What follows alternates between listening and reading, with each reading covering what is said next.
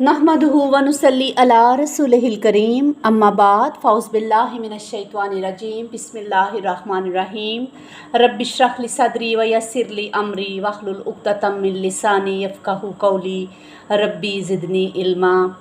अस्सलामु अलैकुम व रहमतुल्लाहि व बरकातुहू।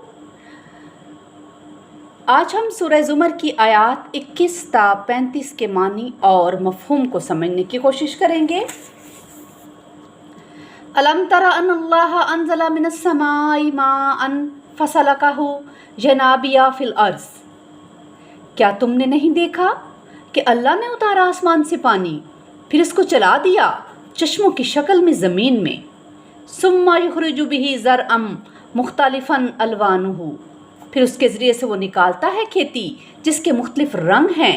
सुम्मा यहीजु फ़तराहु मुस्फर्रा, फिर वो पककर तैयार हो जाती है, फिर तुम उसे देखते हो कि वो जर्द हो गई है। सुम्मा यजअलुहु हुतामा, फिर वो उसे चूरा चूरा कर देता है। यानी कुछ अर्सा पहले जिस खेत में फसल लहलहा रही थी, अब वहाँ खाक उड़ रही है और खुश्क भूसे के कुछ तिनके हैं जो इधर उधर बिखरे नज़र आ रहे हैं। इन्ना फ़ी ज़ालिका ला ज़िक्रा ली उलिल अलबाब, यकीनन इसमें याद दहानी यानी सबक है होशमंद लोगों के लिए। यानी अगर गौर से देखा जाए तो फसल के उगने, नशोनुमा पाकर पूरी तरह तैयार होने, पक कर सूख जाने और फिर कट कर चूरा चूरा हो जाने में इंसानी ज़िंदगी के मुख्तलिफ मराहल का नक्शा नज़र आता है।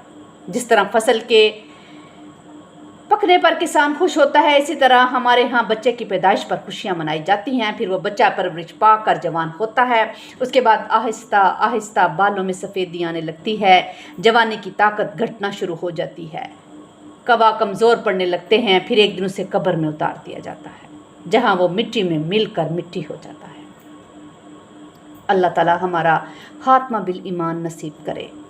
चुनांचे मौसमी फसलों और इंसानों का लाइफ साइकिल एक सा है। दोनों में फ़र्क सिर्फ इतना है कि फसल के उगने से लेकर कटने तक चंद माह का अरसा दरकार है, जबकि इंसानी ज़िंदगी में ये दुरानियाँ 50-60 साल का है, या किसी का कुछ ज़्यादा है, किसी का कम। बहरहाल ज़िंदगी दोनों जगह मुश्तरक है। साइंसी नुक्ता नज़र से भी देखें तो बॉटनी यानी नबाताती ज़िंदगी और हैवानी ज़िंदगी ज़ूलॉजी दोनों हयातियात यानी बायोलॉजी की ही शाखें हैं। अफ़मन शरहल्लाहु सदरहु लिल इस्लामी फ़हुवा अला नूरिम मिन रब्बिह, भला वो शख्स कि जिसके सीने को अल्लाह ने खोल दिया है इस्लाम के लिए और वो अपने रब की तरफ से नूर पर है। यहाँ फिर वही हज़फ का असलूब है। चुनांचे इस जुमले के बाद का जुमला जो है महजूफ माना जाएगा, यानी एक वो शख्स जिसे अंदरूनी बसीरत हासिल है और उसका दिल ईमान के नूर से जगमगा रहा है, तो क्या वो उस शख्स की तरह हो जाएगा जो अंधेरों में भटक रहा है। फ़वैलुल लिल कासियती कुलूबुहुम मिन ज़िक्रिल्लाह, तो हलाकत और बर्बादी है उन लोगों के लिए जिनके दिल सख्त हो गए हैं अल्लाह के ज़िक्र से, यानी उनके दिल नरमी और गुदास से महरूम हो चुके हैं। चुनांचे अब ना तो उनके दिलों में अल्लाह के ज़िक्र का ज़ौक़ और शौक़ है और ना ही उसकी तरफ रजू करने का जज्बा। उलाइका फ़ी ज़लालिम मुबीन, ये लोग खुली गुमराही में हैं। अल्लाहु नज़्ज़ला अहसनल हदीसी किताबन मुतशाबिहम मसानिया, अल्लाह ने बेहतरीन कलाम नाजिल किया है किताब की सूरत में जिसके मज़ामीन बाहम मुशाबह हैं और बार बार दोहराए गए हैं। हमारे यहाँ लोग आम तौर पर लफ्ज़ हदीस के सिर्फ एक ही मफ़हूम से आशना हैं, जो कि इसका लफ्ज़ इस्लाही मफ़हूम है, यानी फरमाने रसूल सल्लल्लाहु अलैहि वसल्लम को इस्तिलाहन हदीस कहा जाता है, जबकि इस लफ्ज़ के लग़वी मानी बात या कलाम के हैं। और कुरान में जब लफ्ज़ हदीस इसी मफ़हूम में आया है, जैसे कि सूरह मुरसलात में फरमाया गया फ़बी अय्यि हदीसिम बादहु युमिनून, कि इस कुरान के बाद अब ये लोग भला और किस बात पर ईमान लाएंगे। चुनांचे इस आयत में भी अहसनुल हदीस का मतलब है बेहतरीन कलाम। मुतशाबिहन से मुराद कुरान के अल्फाज, उसकी आयात और उसके मज़ामीन का बाहम मुशाबा होना है। ये मुशाबहत कुरान के अहम मज़ामीन की तकरार की वजह से पैदा होती है, जैसे कि हम देखते हैं कि किस्सा आदम अलैहिस्सलाम और इब्लीस कुरान में 7 मकामात पर मज़कूर है। बज़ाहिर सब मकामात पर यह किस्सा एक सा मालूम होता है, मगर हर जगह सियाक़ो सबाक़ के हवाले से इसमें कोई ना कोई नई बात ज़रूर सामने आती है। अगर एक शख्स اپنے معمول کے مطابق 7 روز میں قرآن مجید ختم کرتا ہے، مکمل کرتا ہے، تو وہ ہر روز کہیں نہ کہیں اس قصے کی تلاوت کرے گا۔ اس لحاظ سے اس قصے کی تفصیلات، متعلقہ آیات اور ان آیات کے الفاظ اسے باہم مشابہ محسوس ہوں گے۔ اسی طرح بعض صورتوں کی بھی آپس میں گہری مشابہت ہے اور اسی مشابہت کی بنا پر انہیں جوڑوں میں بھی تقسیم کیا گیا ہے۔ مثانیہ کا معنی ہے دہرائی ہوئی یا جوڑوں کی صورت میں۔ تقشعر منہ جلود الذین یخشون ربہم، اس سے ان لوگوں کے رونگٹے کھڑے ہو جاتے ہیں جو اپنے رب سے ڈرتے ہیں، یعنی اس کی تلاوت سے متقی پرہیزگار لوگ جب قرآن مجید کو پڑھتے ہیں تو ان پر اللہ کا خوف طاری ہو جاتا ہے اور اس خوف کی وجہ سے ان کی یہ کیفیت ہو جاتی ہے۔ ثم تلین جلودہم وقلوبہم الی ذکر اللہ، پھر ان کی کھالیں اور ان کے دل اللہ کی یاد کے لیے نرم پڑ جاتے ہیں، یعنی ان کے بدن اور ان کے دل نرم ہو کر اللہ کے ذکر کی طرف جھک پڑتے ہیں۔ ذالک ھدی اللہ یہدی بہ من یشاء، یہ اللہ کی ہدایت ہے جس سے وہ ہدایت بخشتا ہے جس کو چاہتا ہے۔ ومن یضلل اللہ فما لہ من ہاد، اور جس کو اللہ گمراہ کر دے پھر اس کے لیے کوئی ہدایت دینے والا نہیں، یعنی جس کی گمراہی پر اللہ ہی کی طرف سے مہر ثبت ہو چکی ہو پھر اسے کون ہدایت دے سکتا ہے۔ افمن یتقی بوجہہ سوء العذاب یوم القیامۃ، بھلا وہ شخص جو اپنے چہرے پر روکے گا بدترین عذاب قیامت کے دن۔ یہ پھر وہی حذف کا اسلوب ہے کہ بھلا ایک شخص جس کا چہرہ قیامت کے دن بدترین عذاب کی زد میں ہوگا اور آگ کے تھپیڑوں کو اپنے چہرے پر روکنے کے سوا اس کے پاس کوئی چارہ نہ ہوگا، کیا وہ اس شخص کے برابر ہو سکتا ہے جو فروح و ریحان و جنت النعیم سورۃ واقعہ میں جو مذکور ہے کہ اس کے مزے لے رہا ہوگا؟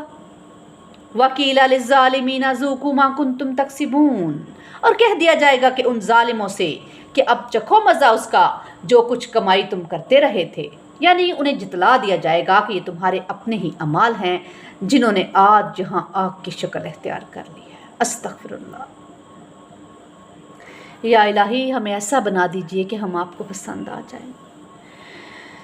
کذب الذین من قبلہم فآتاہم العذاب من حیث لا یشعرون، اے نبی صلی اللہ علیہ وسلم، جھٹلایا تھا انہوں نے بھی جو ان سے پہلے تھے، تو ان پر آن دم کا عذاب وہاں سے جہاں سے انہیں گمان تک نہ تھا۔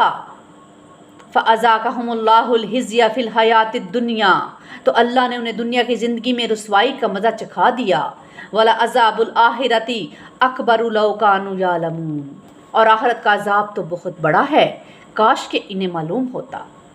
وَلَقَدْ ضَرَبْنَا لِلنَّاسِ فِي هَذَا الْقُرْآنِ مِنْ كُلِّ مَثَلٍ، اور ہم نے انسانوں کے لیے اس قرآن میں ہر قسم کی مثالیں بیان کر دی ہیں، یعنی مختلف احکام اور مسائل کو قرآن میں کھول کھول کر اور اسلوب بدل بدل کر بیان کر دیا گیا ہے۔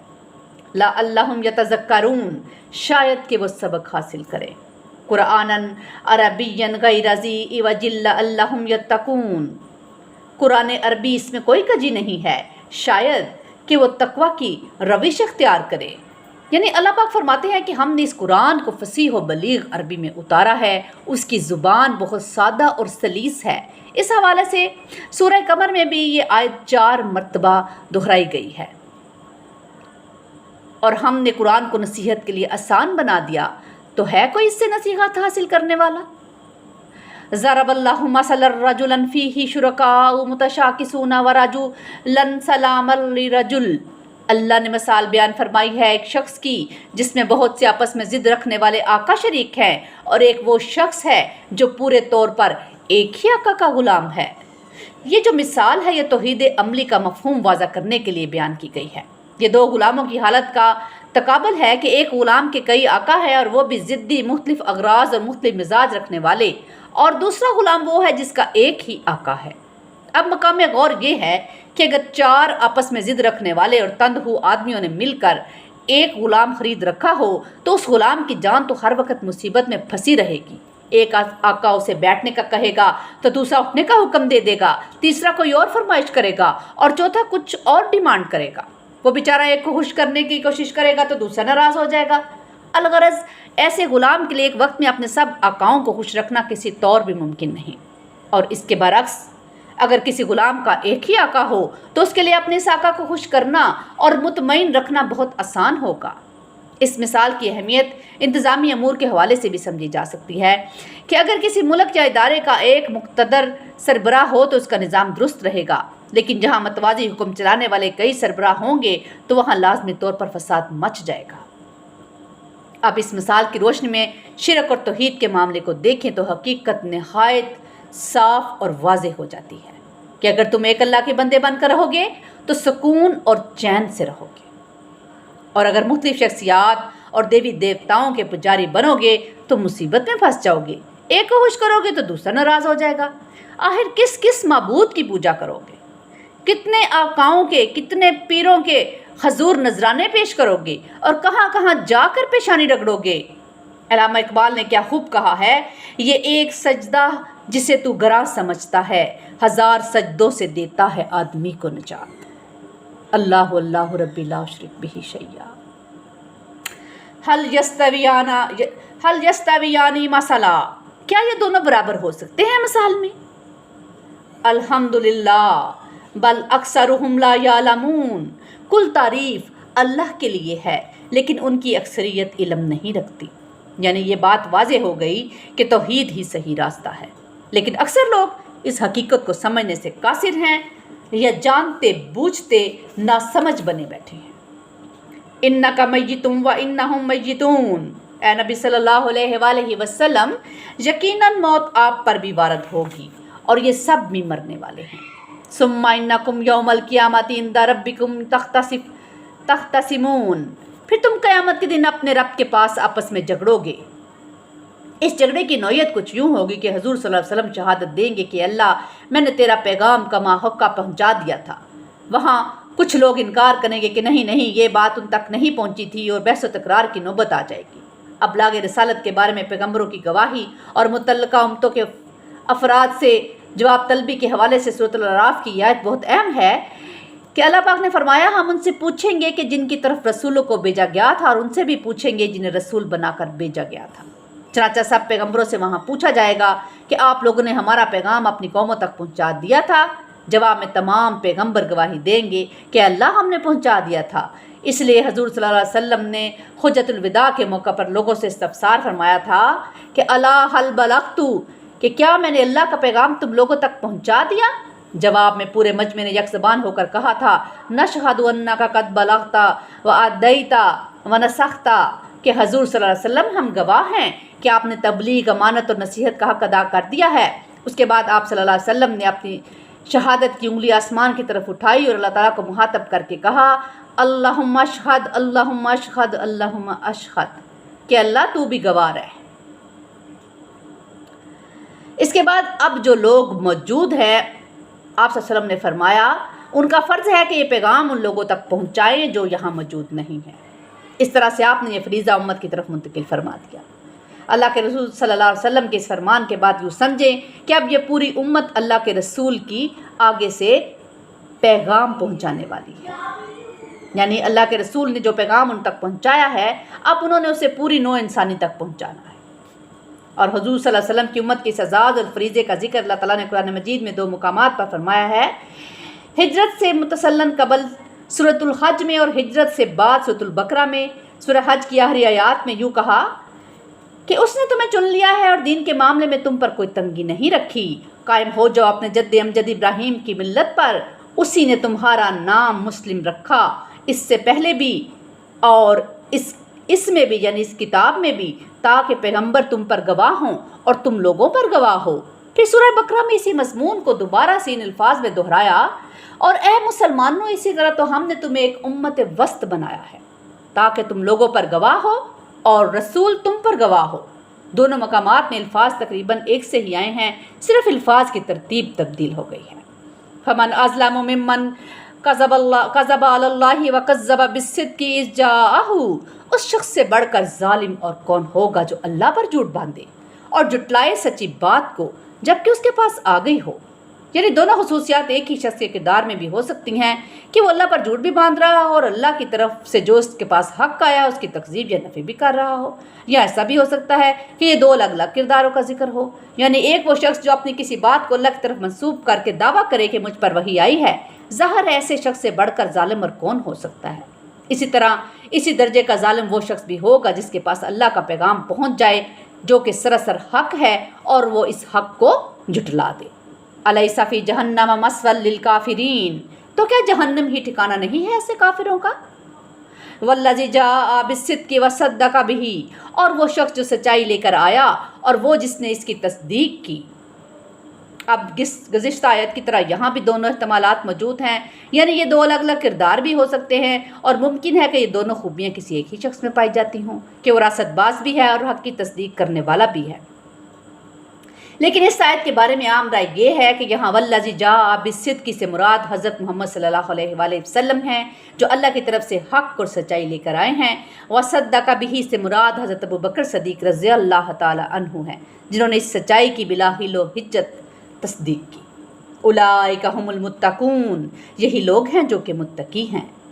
لہم ما یشاءون عند ربہم ذلک جزاء المحسنین، ان کے لیے اپنے رب کے پاس وہ سب کچھ ہے جو یہ چاہیں گے، یہی بدلہ ہے نیکوکاروں کا۔ اللہم ربنا اجعلنا منہم، آمین۔ لیکفر اللہ عنہم اسوأ الذی عملوا، تاکہ اللہ ان سے دور کر دے ان کے برے اعمال کو۔ ظاہری بات ہے کہ انبیاء کرام تو معصوم ہیں، ان سے اگر بربنائے طبع بشری کسی غلط بات کا امکان پیدا ہو بھی جائے تو اللہ تعالیٰ انہیں اس کے صدور سے محفوظ رکھتا ہے، لیکن انبیاء کے علاوہ تو ہر شخص سے غلطی اور خطا کا امکان ہے۔ چنانچہ اوپر کی آیات میں جن متقین اور محسنین کا ذکر ہے، اللہ تعالیٰ ان کی خطاؤں اور لغزشوں کو معاف فرما کر ان کے نامہ اعمال کو برائیوں اور گناہوں سے بالکل پاک کر دے گا۔ وَيَجْزِيَهُمْ أَجْرَهُمْ بِأَحْسَنِ الَّذِي كَانُوا يَعْمَلُونَ، اور ان کو اجر عطا فرمائے ان کے بہترین اعمال کے حساب سے۔ اللہم ربنا اجعلنا منہم، اے اللہ ہمیں ایسے لوگوں میں شامل فرما لیجیے۔ ظاہری بات ہے کہ ہر نیک شخص کے تمام نیک اعمال ایک جیسے نہیں ہوتے، یعنی نیکیوں کی بھی درجہ بندی ہے، کوئی نیکی بہت اعلیٰ درجے کی ہے تو کوئی نسبتاً نچلے درجے کی، لہٰذا مذکورہ لوگوں کے اعمال کی جزا دیتے ہوئے اللہ تعالیٰ ان کے بلند ترین درجے کے اعمال کو مد نظر رکھے گا اور انہی اعمال کی مطابقت سے جنت میں انہیں مقام اور مرتبہ عطا فرمائے گا، جبکہ ان کے برے اعمال کے منفی اثرات سے انہیں پاک کر دے گا۔ یا الہی ہمیں بھی ایسے لوگوں میں شامل فرما لیجیے۔ یا الہی مجھے اور تمام مومنین کو اپنے نیک بندوں میں شامل فرما لیجیے۔ یا الہی ہمیں اور ہماری اولادوں کو اپنا فرما بردار بنا لیجیے اور ہمیں قرآن پاک کو پڑھنے، سمجھنے اور عمل کرنے کی توفیق عطا فرمائیے۔ وآخر دعوانا ان الحمد للہ رب العالمین۔ سبحان ربک رب العزۃ عما یصفون وسلام علی المرسلین والحمد للہ رب العالمین۔